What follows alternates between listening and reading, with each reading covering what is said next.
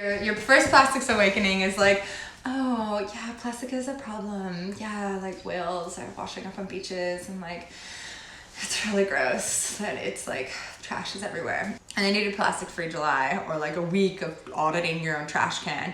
And you're like, whoa, plastic isn't the problem. I'm the problem. We are the problem. The way we use plastic is the problem. Plastic free July. This is a month, a whole month, July, where you do your best to go without plastics. The two approaches are to start on Wednesday, no preparation at all, which is fine because that allows you to be like, oh my gosh, I use so much. Or like you're out in the world trying to get a coffee and you're like, oh dang it, that's a plastic lid, or oh dang it, my smoothie cup, like I can't get a smoothie today. And you start to have to give up things and go without to hold that boundary. And that's the important part. These little sacrifices where we're like, oh my gosh, I had no idea plastic was so big. And then the whole month becomes kind of an awakening. So you're like, oh, what even is plastic? You know, what things in my life are wrapped in plastic that I need to adjust? Or you can like really prepare yourself in these next few days so that once Wednesday comes along, you're like, I'm ready. I've got, you know, all my jars. I've established the places where I can shop and get my bulk foods and use my reusables and these sorts of things. You can have a variety of approaches to this challenge. I think that we should all be auditing our trash. So you can set kind of a week where you just say, I'm gonna look at everything that I put in my trash bin.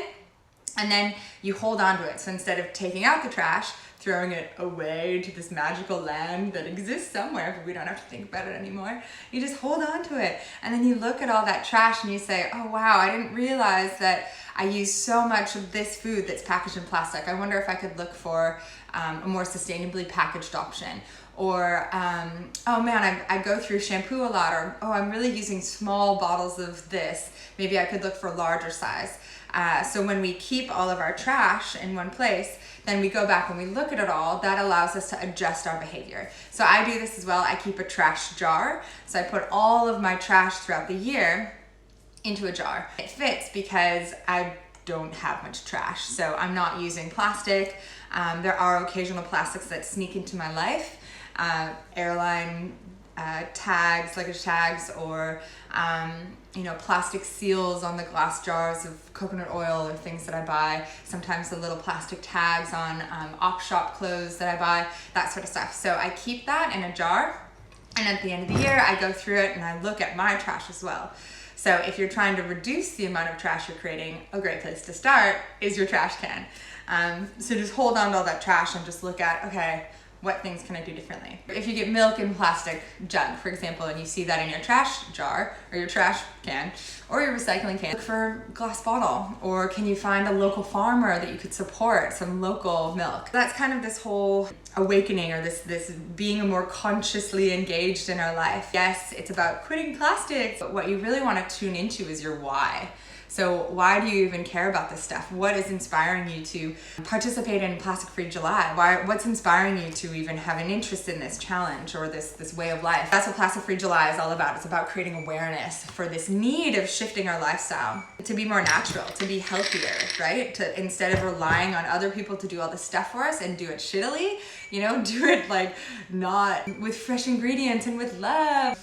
It's just like coming back to ourselves and being more sovereign and able to make these decisions from a place of knowing instead of just randomly choosing and being like, oh, healthy or like keto or like vegan. It says it on the package, so it must be good. It's in alignment with my values. Like you have like one word that you identify with, if that's keto or whatever it is, if that's like what your identity is based on, it's so easy to market to you because you're just like, oh, click.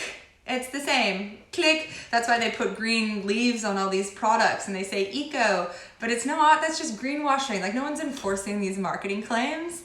Like literally there's no regulation on this stuff. So when things say biodegradable, it might not be biodegradable. You can say degradable on plastic and people think that's eco, but it just means it's degradable. That a lot of plastic bags, just pure plastic bags, say degradable on them. That means they're gonna break up into millions of tiny little plastics. They're degrading into plastic bits, microplastics that like fish are gonna ingest or humans are gonna breathe in, and those are gonna lodge in our lungs. Like, so if you're interested in the science on this plastic, I recommend you look into Break Free from Plastic, has a lot of good resources. Dr. Anthony J wrote a great book that I love called Estrogeneration. Dr. Leo Trisande wrote a book called Fatter, Sicker, Poorer. My book, I Quit Plastics, has a lot of science in here as well, and then I'll also be covering a lot of the science throughout July. Definitely sign up for my newsletter to get updates on my courses, so you can participate in those. There's a ton of reasons to quit plastic. Plastic was designed to be this, super durable, weather-resistant material so that soldiers could actually use it to transport their weapons and their equipment. It was lighter and easier to carry.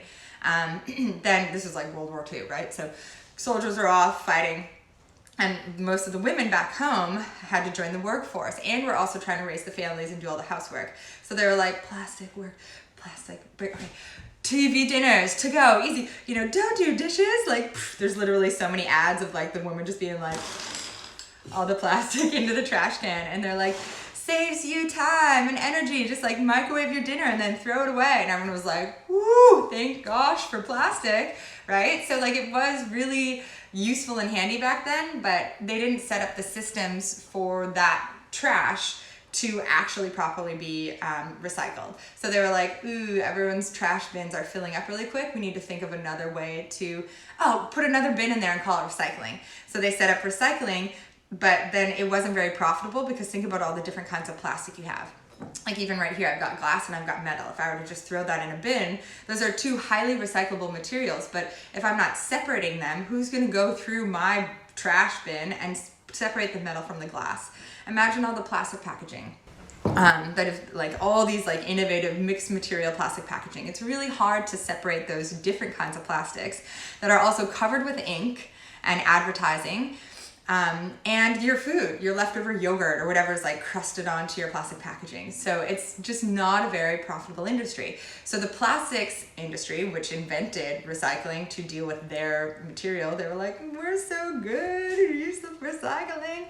They were like, that'll be a private business. So there's other businesses that took that on, and they're like struggling to make it. Like plastic is not the profitable aspect of their business. Metal and glass, cardboard is. Plastics industry continued to innovate, and like so many different kinds of plastic, like malleable and hard and rigid and colored and all these different amazing plastic things, but like the recycling industry stayed the same. So there hasn't been the same sort of innovation around that particular system for plastic. So when we have our plastics awakening, first one, we're like, ooh, it's bad. And second one, like, oh, I'm the problem. So we need to shift the way we use this material. I have to use some plastic in my life. So I'm like, plastic-free mermaid. That's disposable plastic. So I'm not using single-use plastics. I'm not using plastic packaging. I'm not using plastic bottles, cups, bags, any of that stuff. I don't like plastic in my life, because as you'll learn throughout this month of education and awareness, plastic sheds microfibers. So the more plastic we have in our life, sorry, not microfibers, microplastics, microparticles, but clothes shed microfibers.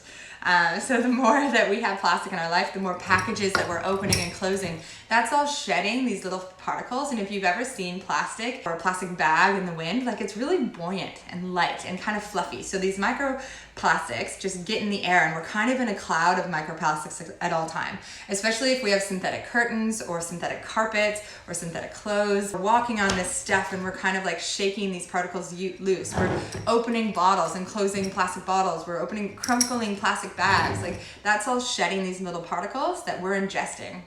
And these particles, they're toxic. It doesn't break down in the environment. It's pretty nasty. All these chemicals that have been added to plastic to give it all these different characteristics, they're not good for us.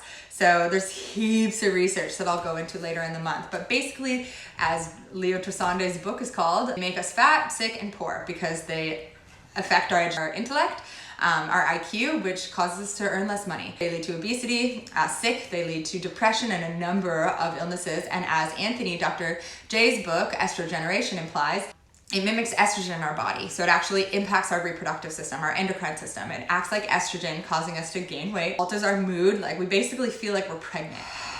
So yeah, there's a lot of reasons to quit plastics.